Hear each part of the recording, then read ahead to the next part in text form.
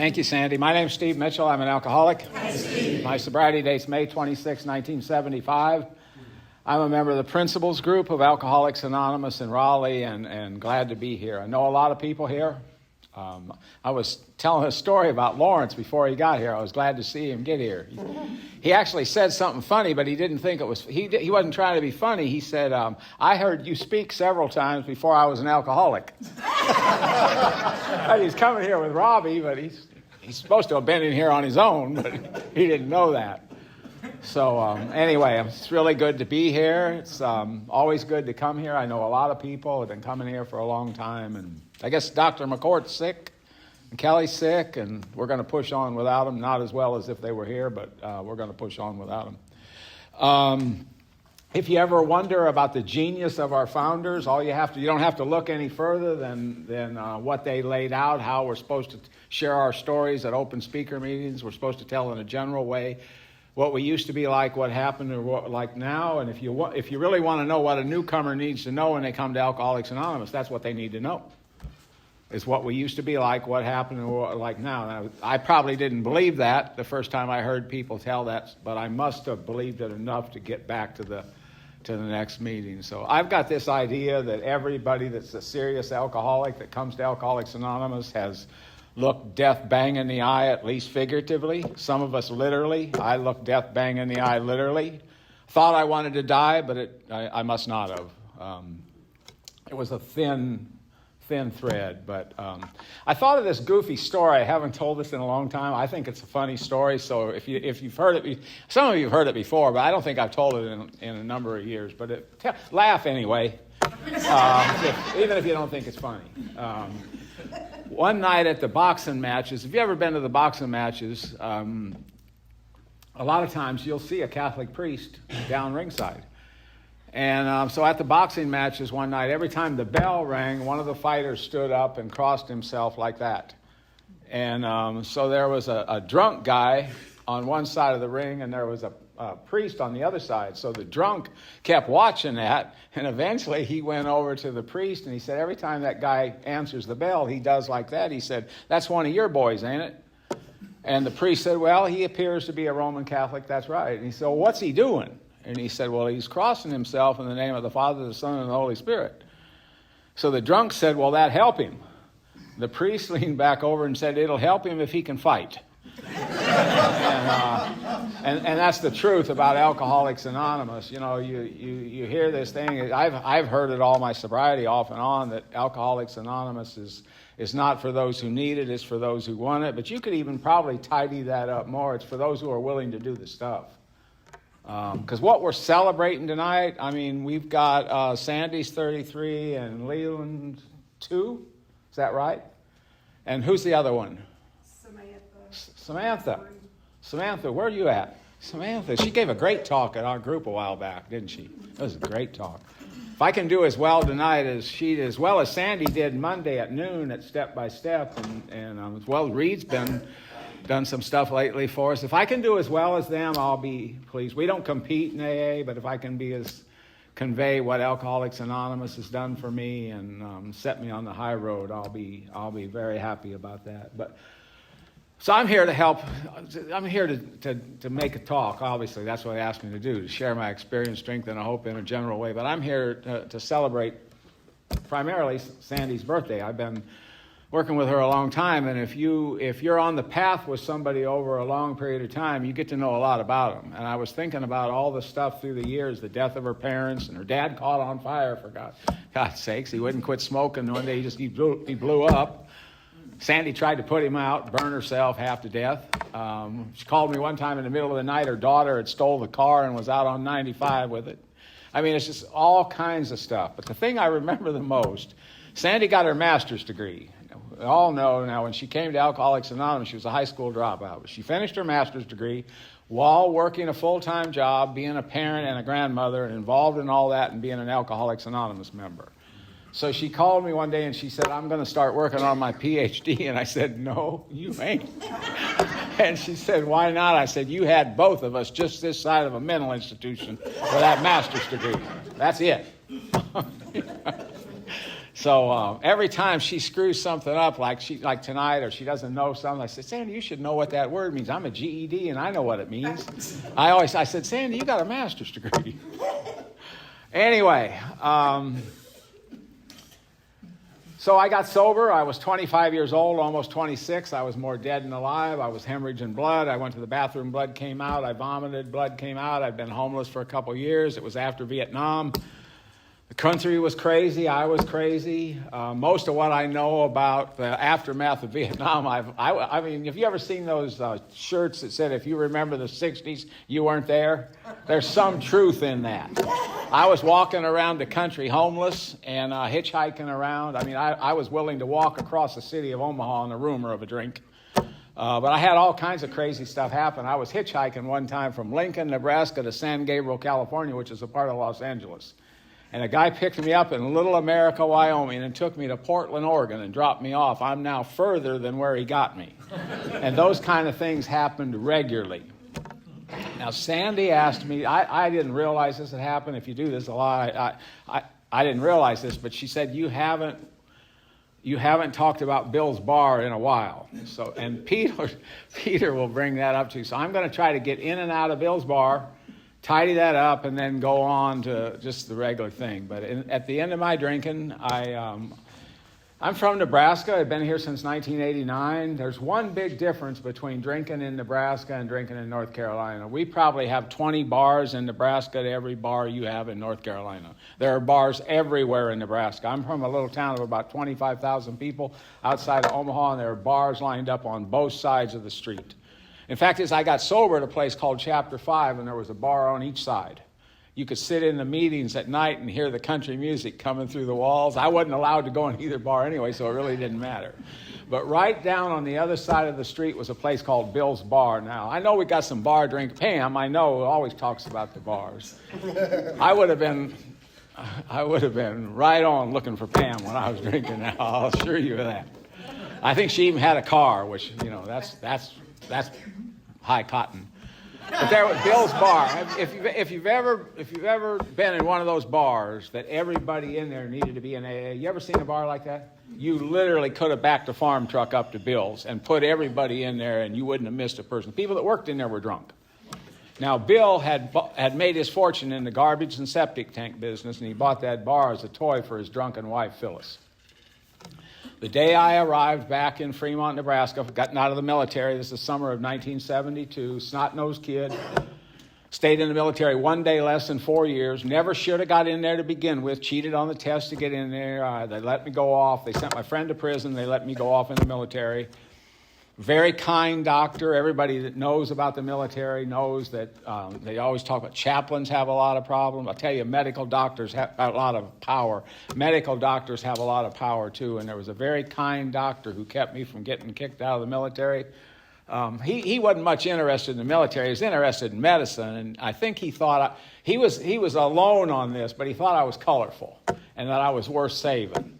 He diagnosed me one time as having some kind of illness. People never even heard of it. He said he'd learned about it in medical school, and he put me up on a floor all by myself. I'm up there in a tent. People were scared. I mean, like a nets over me. They think I'm toxic. And so he put me up there just to get me out of the way. But he actually literally kept me from getting kicked out of the military. So 1 day, less than 4 years, I arrived back in Fremont, Nebraska. I walked right down the street to Bill's Bar. My dad was sitting right up at the counter. My dad was a bad alcoholic as I've ever seen or read about. His experience was absolutely different than mine. He told they tried to force my dad into AA year after year after year. And he told my aunt, one of my aunts, that if anything would make a man drink, AA would do it. He hated AA, hated everything about it. The first summer I was sober, he told me, he said, the problem with you is you went from one extreme to the other. Well, I didn't know enough at the time, but if I would have, I could have said, Dad, I think that's the idea. Now you're drunk and now you're not drunk. I think that's the idea of AA, but I didn't know what I was doing. But anyway, I walked into Bill's Bar. Now, Bill's Bar was a very... I don't know exactly how you'd explain it. It was that the jukebox went all day and all night with country music, and everybody in there needed to be an AA. Now, I said Bill had made his fortune in the garbage and septic tank business, and he bought that bar as a toy for his drunken wife, Phyllis. Now, in there, drunks can be colorful. There used to be a lady, she's still alive, still about 60 years, but her element's out on her. She used to talk about alcoholics being in Technicolor and the rest of the world in black and white. There may be some truth in that. Now, the people we deal with probably wouldn't describe it that way. But there were some colorful characters in that bar. We had a guy named Vibrator Hartman.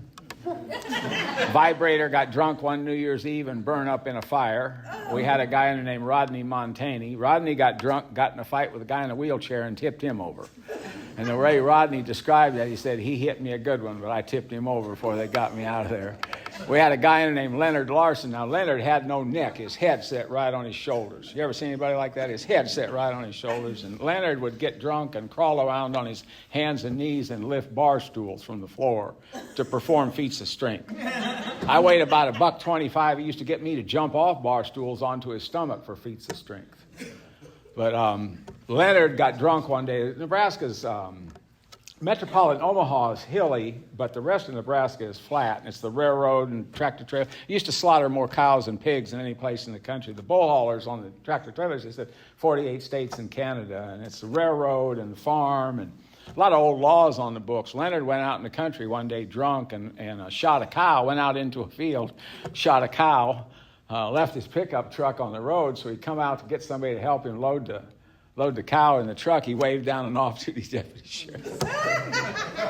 He ended up getting 1 to 2 years for shooting that cow. But the two most colorful guys that came in that bar were two brothers named Billy and Tommy Walker. Now, when I got out of the military, they had just shown up. Now, they claimed to have been from Texas. I don't know where they were from. They might have been from Texas. The bar ain't exactly about honesty. I mean, you're sitting in the bar about midnight talking to your best friend, just another doctor airline pilot that you met last night. And but when I met Billy Walker, he told me he was just out of the 101st Airborne. Now, you ever have that experience? You know somebody's not telling you the truth, but you don't know how they know that? I spent most of my work life in prison administration, and there's a certain look. I know some people don't like this, particularly social workers or whatever, but there's a certain look. I'm not saying I could pick them 100% of the time, but I could often pick somebody out of the crowd that's been to prison. True story. But I didn't know any of that then, of course, but Billy Walker, I thought that day, this guy is not coming from the 101st Airborne. He's coming from a prison somewhere. Now, he was aged, he could have been. It was the right age and all of that. But anyway, at that time, I'm a beer drinker. And I could drink beer for 24 or 30 hours. I'd be drunk. I could drive a car. I could talk to people. I could remember most of the time what had happened. But you let me take one drink of Mad Dog or one drink of whiskey with that, I just never remember. So when Billy and Tommy Walker came to town, now Billy Walker drank dry gin and chased it with squirt. Tommy Walker drank bar whiskey and chased it with water. So when I started drinking with him, I started drinking that dry gin and chasing it with squirt. Now, this is the kind of brains you had in the bar at that time. This is what Billy Walker told me. He said, there's a couple things you got to remember. He said, the way we're drinking this gin, he said, you always get the gin in a shot glass, and then you get a glass of squirt. It's just a kind of soda. Lynn just got me one here the other day and gave it to me. You get a glass of squirt, and when you drink the gin, you belt it real fast because you don't want to breathe because it can gag you. You know he's telling the truth. If you ever get a good whiff of that stuff, or you take a slug of that and it's hot and the gin's hot, it'll send chills through your body. It's nasty. You got to be about half drunk to drink it. So he said, well, what you do, don't breathe. As soon as you get the gin in your mouth, you drink that squirt down. I said, oh, fine with me, Billy. And then, this one threw me a little bit. He said, you got to start to use a lot of pepper on your food. Now, we ain't eating much in those days anyway. And I said, what will that do? And he said, well, the way we're drinking this gin will hurt your liver, but if you use a lot of pepper on your food, it'll counteract any damage. Now, Sandy sponsors a doctor and Reed sponsors a doctor, and neither one of them know anything about that. But the reason I like to drink with those guys, now, I went up a pant size a year. The first few years I was sober, I needed to. But Billy Walker never was any bigger than I am right now. But he would attack people. He looked like that dog on the Greyhound bus.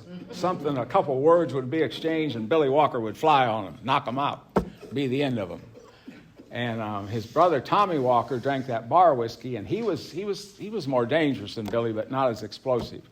And the other reason I like to drink with those guys, now I've only seen two people like this in my life. I've seen a lot of guys that could get a lot of women. You have too.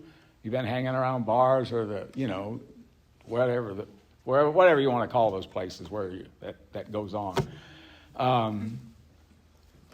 But I've only seen two guys that what it looked like to me, they attracted women. They didn't have to do anything. They just did whatever they did, and then pretty soon women were there. So as I look back on it now, I must have just been drunk, not stupid.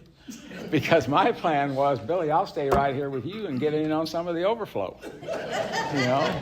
So it was just it was a wide open time, and all kinds of crazy stuff happened. And eventually, that's where the message of Alcoholics Anonymous started to move in my life. Thanksgiving season 1974, I had just come back from California one more time. And I'd been in a terrible tractor-trailer accident with this guy and a couple that were permanent party in Bill's Bar. If you think about this, Alcoholics Anonymous would be a very different place if the alcoholics who got some of us in here would have got in here themselves.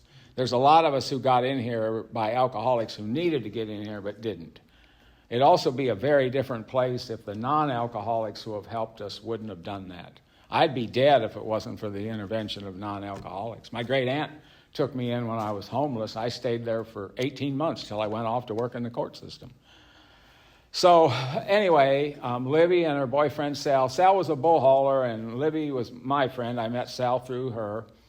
They invited us to their house for Thanksgiving season 1974, and I had been in a terrible truck accident with this guy. In fact, I was in the sleeper when the trailer came around and hit right above where my head was. You could look out and see the sky if you knew. I slept through the whole thing. I mean, I was passed out.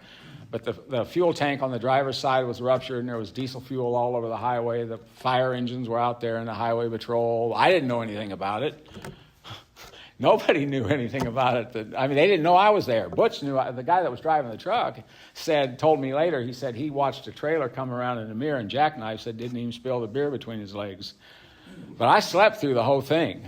But anyway, they invited us to their house for Thanksgiving dinner. And I'm real sick now. This is Thanksgiving 1974. I'm going to the bathroom blood. I'm vomiting blood. Feet are all swollen up. I'm turning colors. I can't keep any alcohol down. Anybody that's done any serious drinking that has to get well, by the time you have to get well from the same stuff that got you like that, that's long past the thing like you can talk to girls when you're drinking or that kind of stuff. This is your body now. Our literature says the main problem of the alcoholic centers in the mind, but it's also in our body too. So no matter how well we might get spiritually, if we take a drink, it's not going to make any difference. It's a spiritual illness, so it needs a spiritual solution. I've never seen an alcoholic come to AA that wasn't in deep spiritual distress when they got here, no matter what it looked like. It's a spiritual illness. You have to be in spiritual distress. But anyway, Libby had a talk with me that went very much like this, and it's fascinating the stuff it can remember, because time is hard to talk about. Time is really hard to grasp. Like, I'll go home at night sometimes and I can't hardly remember the morning. But you look back, the last year is a blur. Time in the dentist chair is a lot different than time at the movies. Time is very hard to grasp. The way I would describe, like today, my sobriety, I would say it's long days and fast years. Time is hard to talk about, and pain is hard to capture too. That's one of the reasons that we, to stay active in Alcoholics Anonymous, lest we forget. If we forget for too long of a period of time, and besides, Alcoholics Anonymous, I've found for me is a good place to run a little green. The smart ones don't stay here so long. But it's interesting that I've been able to, it seems like it's indelibly etched in my mind what Libby said. She said, I've been around alcoholics all myself. Now remember, Libby herself was permanent party in Bill's Bar. You could get in there by mistake, but you wouldn't stay in there by mistake. Bill's Bar is not a place that people went in after work and had a couple drinks. You probably weren't going to get thrown out of there very easy. If you got bad enough, somebody might throw you in there. But you're probably not going to get thrown out very easy. But she said, I've been around alcoholics all my life. I've been married to 2 alcoholics, but I don't think I've ever seen anything like you at your age. And she said, there's a man in town who helped my last ex-husband, and he's now been sober 1 year. He's got a full-time job. He's doing really well. He's paying his child support, and I'll call that guy if you want me to.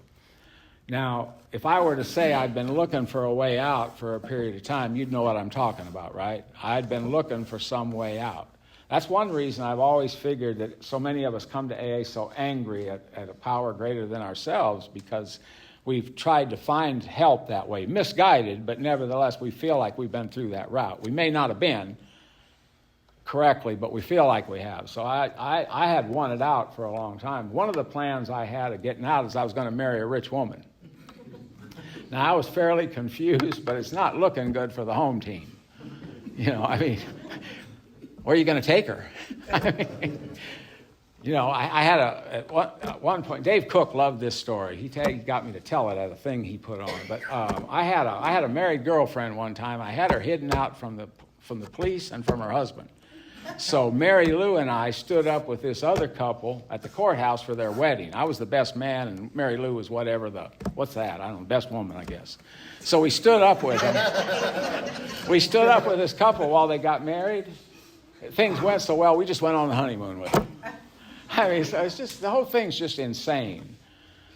But anyway, so I had planned to marry a rich woman. Didn't look like that was going to happen. I had a plan I was going to get a job. But that's always tomorrow. What I'm going to do tomorrow, and it always made sense. Tomorrow I'm not going to get drunk. I'm going to sip a couple beers to take the edge off, and then I'm going to go ask for a job, and I'll get a job.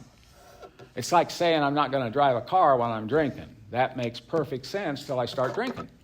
Then it doesn't make sense anymore. And my third plan I would submit was I was going to kill myself. And I think that was a lot more likely. I think what kept me from killing myself is that I was afraid I'd turn into a vegetable, or a plant, or I'd end up crippled or whatever. I can't help coming here. There was 3 or 4 times I was here, I think for Sandy's birthday, and I think once for Mike's, and maybe for the group anniversary.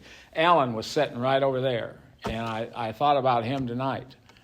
We all know why somebody gets drunk. I mean, if somebody gets drunk in AA, we all say why they got drunk, where we don't really know, but we weigh in on it. Or if somebody takes their own life. I know this, he was a lot better AA member than what you can look and see with a lot of other people. He was working with 3 people face-to-face, 3 newcomers during the worst part of the pandemic. I know that. I know he stayed sober many years. I think he was sober 33 years when he committed suicide. And I worked closely with him a lot of those years. He's a good AA member, a good guy. So who knows? Anyway, I couldn't help think about him. But anyway, so Libby said, if you want me to, I'll call this guy. That was November 30th. It must have been earlier than that, because on November 30th, a guy by the name of Bob Brannigan made the first call that was ever made on me. It was a Saturday afternoon. He was a huge Big Red machine. This was the Big Red years of Big Red football. He didn't go to the game. He made the 12-step call, and he spent all Saturday afternoon with me. I sobered up right at the end of it.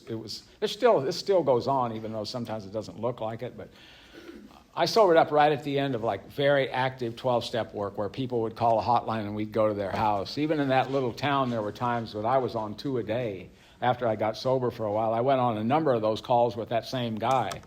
But he made that call that Saturday. He spent most of the afternoon with me, but I only remember a little bit. I think Libby said he spent about 3 hours there. But I only remember a few little things. I remember him saying that he'd had a wife and 5 kids, and he'd built them a new house. He actually built it himself. He was a sheet metal worker by trade, so he traded work with all the disciplines, and they built the house. And he said, I lost the house and my wife and kids, and he said, and I should have. I was a little taken by that. I didn't understand that when he said I should have.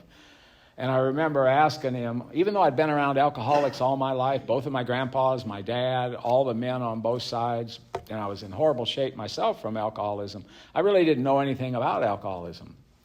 And I asked him, how do you get the willpower to not drink? And I never forgot what he said. He said, I look on that a little bit different than you do. What I think willpower is the way you take that drink knowing it's going to come back up. I remember that. And I also asked him how long since he drank. And he said, if I can make it till September, it'll be 11 years. So that was on November 30th of 1974. And on December 1st of 1974, he carted me off to the state hospital.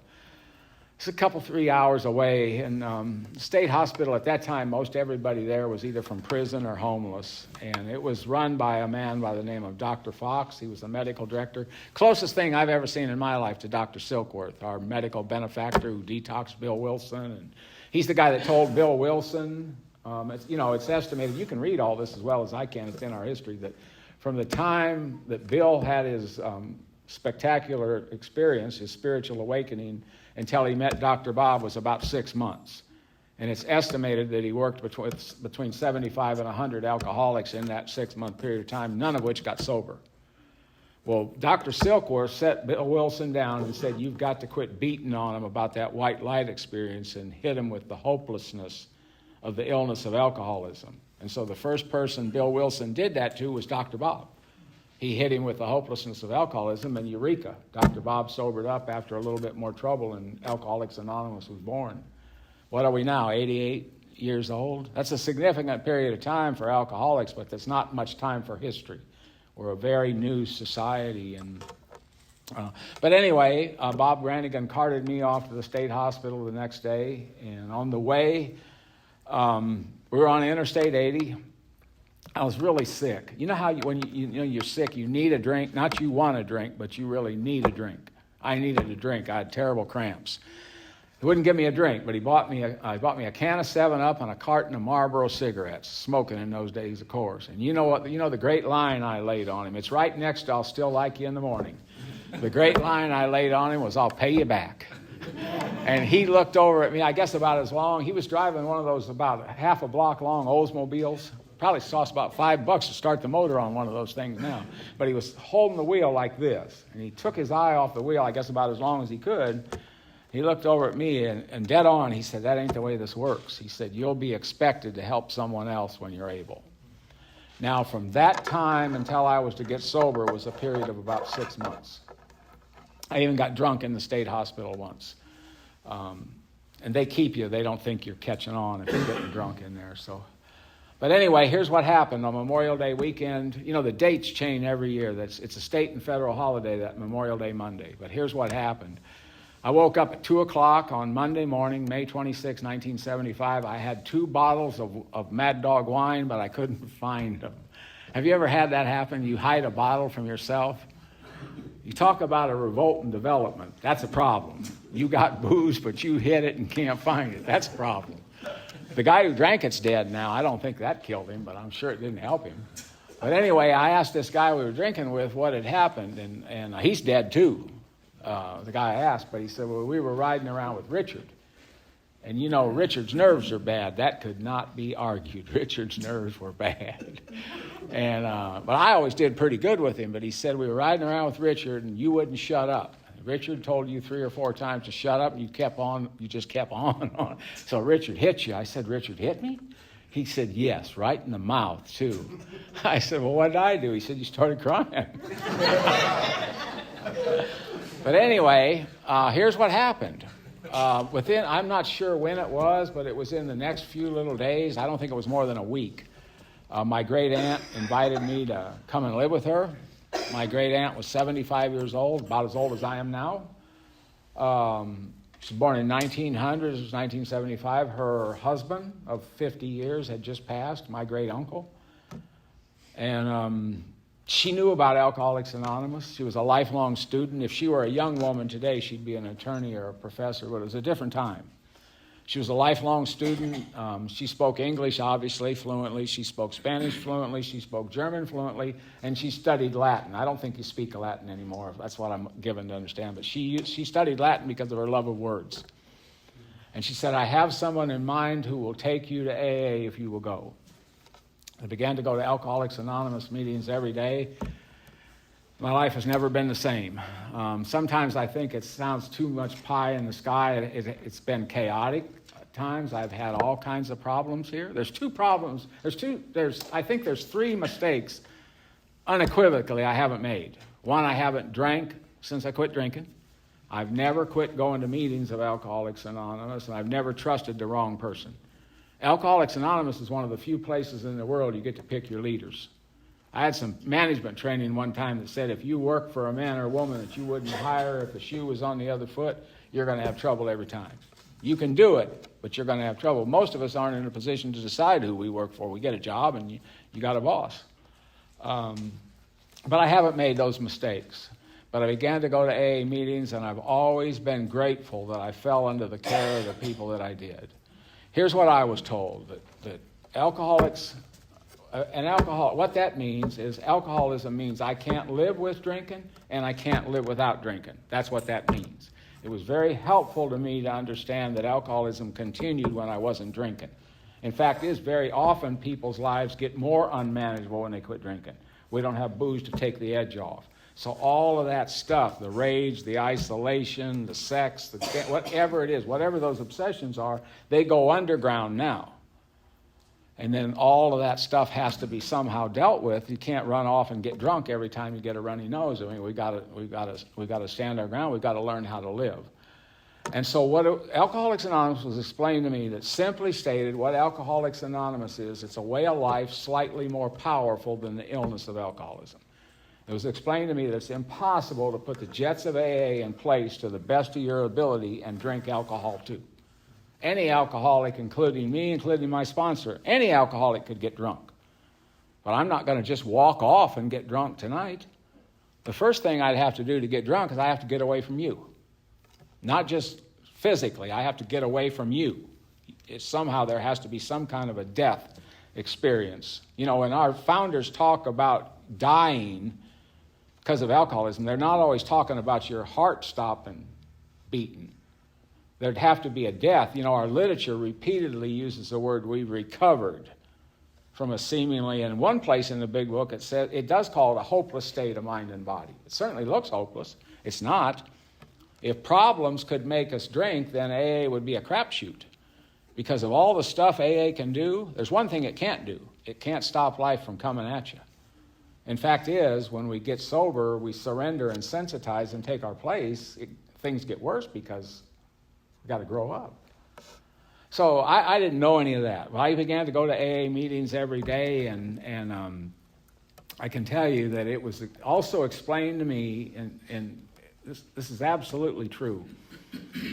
As important as meetings are, I've reversed this a little bit in my own mind because the COVID was such a, I don't know what that was. It was so devastating and such a, I don't know how to, you lived through it as well as I did, but it's been clear to me for years just what they told me, that as important as AA meetings aren't AA proper, they're just one thing we do in AA. AA itself is a way of life, made up of many parts. So I always like to say there's two things. That you can't have AA without the 12 steps, and you can't have AA without identification. That's what we do. We come together around identification. And one of the things Bill Wilson said is that the having shared in the same, what they call the common peril, I think he's using it, so we shared in the same problem. But he said that won't hold us together as we're held together now. What's held us together is a common solution. We have a way out on which we can absolutely agree. So we're bound to each other. The way that works in my life, I can't think about AA without thinking about God. I can't think about God without thinking about AA. And that's also has to do with the people. I mean, we're powered up together. We can do all kinds of things together we can't do alone. So I began to go to AA meetings on a daily basis and got a sponsor. I sponsored up with, I talked to a guy today for a long time that I got sober with. He's almost 6 foot tall. He weighed 116 pounds when he got sober. He looked like a prisoner of war. And I don't know what I must have looked like, but he told me after we were sober a while, he said, the first time I saw you, I told my wife, there's one that's really hurting. So I don't know what I must have looked like, but I gave him the name. It's still on him, Big Harold. And we had the same sponsor. And I didn't work much the first year. I did a little bit of work, not much. If lawn work whips you, you're probably in trouble. They gave me a job on lawn work, and I took the lawn seed down to there's a 519 east and a 519 west. Well, I put the lawn seed on the wrong place, on the wrong 519. It shook me up so much I didn't know what to do. I just got out of there. I never did straighten out. I don't think it's been straightened out to this day. I just got out of there. But I got a job doing lawn work, and I think I got another job for a little while. But they made a guy, I know they made him do this. He needed me like he needed a whole. They made a guy in a junkyard give me a job. Now I can't fix anything. Now Pete is now joined your group. Pete was in my group for 3 years. A great guy, but I don't think Pete's much better than I am. I said, Pete, can you change a tire on a car? He said, I called AAA. I said, that ain't what I asked you, Pete. Can you change the tire? He said, I don't know. I think I could. I know I can't. If I get a flat tire, I'm down until you get there. It's happened to me in Wilson trying to get to this meeting. I called Mike McCourt, and he came down there with a guy he sponsored and changed a tire years ago. I can't. I sponsor 2 contractors. One of them swears I called him over to our house to change a light bulb. I don't think I did. I think he was already there, and it was one of those overhead long tube-like things. Now, after that, that was Randy. I don't think I did break off a light in the bathroom, in my bathroom. Julie's got a big bathroom. I got a small bathroom, of course. But I broke a light bulb off in there. So I called Joey. I said, Joey, my idea is, Joey, get over here. So I called Joey. He's trying to tell me how to take that light bulb out. I finally said, Joey, that ain't going to happen. He said, all right, I'll come over tomorrow and take it out. But I can't fix anything. That guy needed me in a junkyard like he needed another head. He'd send me to get a carburetor. I'd come back with a fender or something. So they put me on cleaning up things, and they sort of moving, tree, leaves around. I started a fire. Poked his daughter. That went over like, that was trouble. The whole thing was just, I sobered up with a guy that was, you can read this as well as I can. He's just passed away, but I think I know he is. Him and 2 other guys developed a thing. He was early on in computers, and he started a plan that what they did is they sold this plan to American Express for $400 million. You can read it. It's all on the thing. He's recently died. Well, we sobered up together. In our little group, there was a bunch of us that had come in about the same time, but we didn't know he was rich. We just knew guy was nuts like the rest. We didn't know. A guy offered him $10,000 to quit smoking. He told the guy to take a fly and, take a leap. And then he quit about a month later without the $10,000. That makes no sense. That's the kind of stuff he would do. But he came and got me one day and picked me up and took me to Omaha and dropped me off. Now, this is how far I'm slow to catch on to what's going on here. He took me in and introduced me to the Director of Human Resources. Now, the Director of Human Resources was a recently retired grown bull colonel, United States Air Force, fighter pilot, B-58s. Those things were years ahead of their time. And this guy was very kind. He took me around, introduced me to people, and they dropped me off with a couple guys. And then Liddy came back, the guy that owned all of this. I still didn't know what was going on. He come back at lunch, took me to lunch, brought me back. That afternoon, about 3 o'clock, they took me in this room. I'm starting to catch on now. These people are I'm like a celebrity there. I'm trying to figure out what's going on. Finally, this guy sets me down. He said, look, let's face it, man. Mike Liddy himself brought you in here. Something's going to happen. And we've been trying to figure out all day where you might fit in, and we're prepared to offer you a position now. Well, what they offered me, they said, we're going to teach you our systems. And they're talking something about computers and credit cards. I'm thinking, this ain't good. This is not good. And then he says, the 2 places I remember, he says Atlanta and San Francisco. You're going to learn our system, and then you'll go around and represent the customer to our customers, a company to our customers. Well, you know what I see? All that booze. I said, this ain't good. I'll be dead drunk. So I know now. You know how you ever seen there was a poster that said about the girl that got away at midnight, or this or that. You know, it's a worthless enterprise because you're thinking about something it's not going to happen. But I often wondered what would have happened to me if I would have took that job. I might be wealthy today. Might have died drunk. But anyway, I was. What happened is they were. I was moving towards going to work in the court system. This wouldn't happen today, but it was a different time. The guy who made the first call that was ever made on me was an executive director of state probation programs, and they were opening a new clinic. I got no education at all, barely got out of high school. I mean, my ex-wife used to teach honors English, and she always told me, she said, the less you know about how to write, the shorter you need to keep all your paragraphs and stuff. So I know that. But I don't know any. I know nouns, a person, place, or thing. That's it. That's all I know. But I wrote for judges for years, and I had to write a bunch of stuff in my career in the Department of Correction as well. But here's what happened. The guy told me, he said, look, we're opening a new clinic in Grand Island. That was a couple, 3 hours from where I lived. And he said, I need somebody young in the program. And he said, you can't fill out an application because you don't meet any of the qualifications. You can't apply, and you don't even need to tell anybody you're going to get the job because you can't have the job. But he said, I'll take care of all of that. Just hang on.